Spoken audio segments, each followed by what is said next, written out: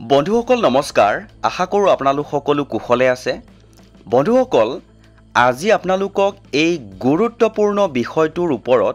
শেহতীয়া যিসমূহ খবৰ প্ৰকাশ পাইছে সেই খবৰসমূহৰ বিষয়ে আপুনি অৱগত হ'লে আশা কৰোঁ অকণমান হ'লেও সাহস বা সকাহ অনুভৱ কৰিব কাৰণ এই কেইটা দিনত বহু শিক্ষক এই ইনফৰমেশ্যনটোৰ বাবে এটা মানসিক অশান্তিত থকা খবৰ পোৱা গৈছে তে বন্ধুসকল ইনফৰমেশ্যনটো আছিল ইতিমধ্যে আপোনালোকে জ্ঞাত যে চাকৰি কৰি থকা শিক্ষকে টেট পাছ কৰিবই লাগিব অন্যথা ভিআৰএছ ল'ব লাগিব উচ্চতম ন্যায়ালয় অৰ্থাৎ উচ্চতম ন্যায়ালয়ৰ যোৱা কেইটামান দিন আগতে এটা ৰায় হৈছিলে যে চাকৰি কৰি থকা শিক্ষকে টেট পাছ কৰিব লাগিব অন্যথা ভিআৰএছ ল'ব লাগিব আৰু ইয়াৰ পৰা যিসকল শিক্ষকৰ 5 বছৰ আছে তেওঁলোক এই আওতালৈ নাহিব বুলি উচ্চতম ন্যায়ালয়ৰ এটা ৰায় হৈছিলে আৰু এই ৰায়টোৰ পাছতেই বিভিন্ন শিক্ষক সমাজৰ মাজত বিশেষকৈ যিসকল আমাৰ সমাজৰ বয়োজ্যেষ্ঠ শিক্ষক আছে তেওঁলোকৰ মাজত এটা মানসিক অশান্তিৰ সৃষ্টি হৈছিলে তে বন্ধুসকল শেহতীয়াকৈ যিখিনি গুৰুত্বপূৰ্ণ ইনফৰমেশ্যন প্ৰকাশ হৈছিলে সেই ইনফৰমেশ্যন সমূহৰ বিষয়ে আজিৰ এই ভিডিঅ'টোৰ জৰিয়তে আপোনালোকক জনাবলৈ যত্ন কৰিম জনাবলৈ লৈছো যে এই ৰায়টোৰ বিপৰীতে বিভিন্ন ৰাজ্যৰ প্ৰতিক্ৰিয়াৰ বিষয়ে জনাবলৈ যত্ন কৰিম যাতে আপোনালোকে অকণমান হ'লেও আজিৰ এই সময়ত মানসিক শান্তি পায় কাৰণ বৰ্তমান চাকৰি কৰি থকা শিক্ষকসকলে শিক্ষকতাৰ উপৰিও ইমানবোৰ চৰকাৰী কাম কৰি থকা অৱস্থাত যদি এনে পৰিস্থিতিৰ সন্মুখীন হয় তেনেহলে হয়তো যথেষ্ট সমস্যাত পৰিব তে বন্ধুসকল অকল সেই ইনফৰমেশ্যনটোৱেই নহয় টেট পৰীক্ষা দিবলৈ হলে ইতিমধ্যে বহু সংখ্যক শিক্ষকৰে জ্ঞাত যে হায়াৰ সেকেন্ডাৰী পাছ কৰিব লাগিব 60% মাৰ্কস লাগিব লগতে ডিএলএড লাগিব টেট শব্দটোৰ লগত এইখিনি বিষয় জড়িত হৈ আছে বন্ধুসকল আসলতে ইনফৰমেশ্যনটো কি আছিল যেটো উচ্চতম ন্যায়ালয়ৰ ৰায় হৈছিল একদম আসল ইনফৰমেশ্যনটো কি হিচাপে প্ৰকাশ পাইছিলে জানিবলৈ যত্ন কৰোঁ আহক তাৰ পাছতে আপোনালোকক দেশৰ বিভিন্ন ৰাজ্যৰ কি প্ৰতিক্ৰিয়া শেহতীয়াকৈ আহিছে এটাকৈ জনাবলৈ যত্ন কৰিম শিক্ষকৰ যোগ্যতা নিৰূপণ পৰীক্ষা টেট পৰীক্ষাত উত্তীৰ্ণ নহলে শিক্ষকতা কৰা সম্ভৱ নহব উচ্চতম ন্যায়ালয়ে আজি এই মৰ্মে এক গুৰুত্বপূৰ্ণ ৰায় প্ৰদান কৰে ন্যায়াধীশ দীপাংকৰ দত্ত আৰু অগষ্টিন জৰ্জক লৈ গঠিত দুজনীয়া এখন খণ্ড বিচাৰপীঠে এই ৰায় প্ৰদান কৰে অৱসৰ গ্ৰহণ কৰিবলৈ 5 বছৰ বা ততোধিক সময় থকা শিক্ষকে চাকৰি বৰ্তাই ৰখাৰ লগতে পদোন্নতি লাভ কৰিবলৈ টেট উত্তীৰ্ণ হ'বই লাগিব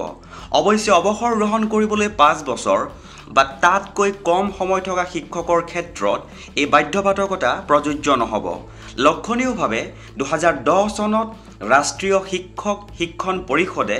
জনোৱা অনুমোদন অনুসৰি প্ৰথমৰ পৰা অষ্টম শ্ৰেণীলৈকে বিদ্যালয়ত শিক্ষকতা কৰিবলৈ টেট উত্তীৰ্ণ হোৱাটো এক ন্যূনতম আৱশ্যকীয় অৰ্হতা ৰূপে নিৰ্ধাৰণ কৰা হৈছে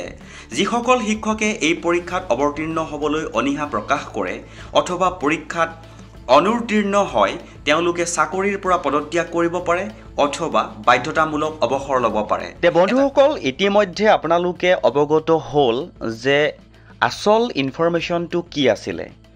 এতিয়া সেই ইনফৰমেশ্যনটোৰ প্ৰতিক্ৰিয়া হিচাপে বিভিন্ন ৰাজ্যত কেনেকুৱা ধৰণৰ খবৰসমূহ আহিছে জনাবলৈ যত্ন কৰিছোঁ চাওক প্ৰথমতে হ'ল উত্তৰ প্ৰদেশৰ ইনফৰমেশ্যনটো এইটো একেবাৰে শেহতীয়া ইনফৰমেশ্যনটো মুখ্যমন্ত্ৰী যোগী আদিত্যনাথে এডুকেশ্যন ডিপাৰ্টমেণ্টক নিৰ্দেশ দিছে যাতে এই ৰায়ৰ বিৰুদ্ধে ৰিভিউ পিটিশ্যন দাখিল কৰা হয় এটা গুৰুত্বপূৰ্ণ ইনফৰমেশ্যন বুলি ক'ব পাৰি তাৰ পাছতে জনাবলৈ যত্ন কৰিছোঁ তামিলনাডুৰ টেট পৰীক্ষাৰ আবেদনৰ প্ৰায় 17% বৃদ্ধি হৈছে এই ৰায়দানৰ ঘোষণাৰ পাছত তেওঁলোকৰ ৰাজ্যৰ শিক্ষামন্ত্ৰীয়ে কৈছে এই ৰায়ৰ বাবে ৰিভিউ পিটিশ্যন দাখিল কৰিব কেৰালাৰ চৰকাৰে কৈছে যে তেওঁলোকে এই ৰায়ৰ বাবে ৰিভিউ পিটিশ্যন দাখিল কৰিব সংবাদ অনুসৰি প্ৰায় 1700ৰো অধিক শিক্ষক এই ৰায়ৰ ফলত চাকৰি হেৰুৱাব পাৰে বুলি আশংকা কৰা হৈছে ইয়াৰ পাছৰ ইনফৰমেশ্যনটো হ'ল উৰিষ্যা চৰকাৰে কৈছে ৰায়টো পৰ্যালোচনা কৰি শিক্ষকসকলৰ স্বাৰ্থ ৰক্ষা কৰিবলৈ ব্যৱস্থা লোৱা হ'ব। মহাৰাষ্ট্ৰৰ ইনফৰমেশ্যনটো হ'ল এনেকুৱা, বম্বে হাইকোৰ্টে কৈছে যে যিসকল শিক্ষকে 2019ৰ 31 মাৰ্চৰ আগতে বা 2025ৰ এই ৰায়দানৰ আগতে টেট বা CTET পাছ কৰিছে, তেওঁলোকে চাকৰি আৰু পদোন্নতি দুয়োটাৰে বাবে যোগ্য হৈ থাকিব। কেইবাটাও গুৰুত্বপূৰ্ণ ইনফৰমেশ্যন শেহতীয়াকৈ দেশৰ বিভিন্ন ৰাজ্যৰ পৰা প্ৰকাশ পাইছে। তে বন্ধুসকল, আমিও আশা কৰিছোঁ আমাৰ চৰকাৰেও আমাৰ ৰাজ্যৰ যিসকল বয়োজ্যেষ্ঠ শিক্ষক আছে তেওঁলোকৰ হৈ এটা যোগাত্মক পদক্ষেপ গ্ৰহণ কৰিব বুলি। তে বন্ধুসকল, যিহেতু ইতিমধ্যে আপোনালোকে গম পাইছে এটা গুৰুত্বপূৰ্ণ ইনফৰমেশ্যন, গতিকে ভিডিঅ'টো আপোনালোকে যিমান পাৰে শ্বেয়াৰ কৰক যাতে আমাৰ সন্মানীয় বয়োজ্যেষ্ঠ শিক্ষকসকলে সহজতে এই গুৰুত্বপূৰ্ণ ইনফৰমেশ্যনসমূহ পাবলৈ সক্ষম হয়। আৰু এইখিনিতে আপোনালোকক জনাবলৈ বিচাৰোঁ যে এই যিটো শেহতীয়াকৈ ইনফৰমেশ্যন প্ৰকাশ পালে, অৰ্থাৎ উচ্চতম ন্যায়ালয়ৰ যিটো ৰায়দান হ'ল, এই ৰায়দানৰ ওপৰত অনাগত দিনত এই বিষয়টোৰ ওপৰত আৰু কি কি নতুন নতুন খবৰ আহি থাকিব আপোনালোকক আমাৰ চেনেলৰ মাজেৰে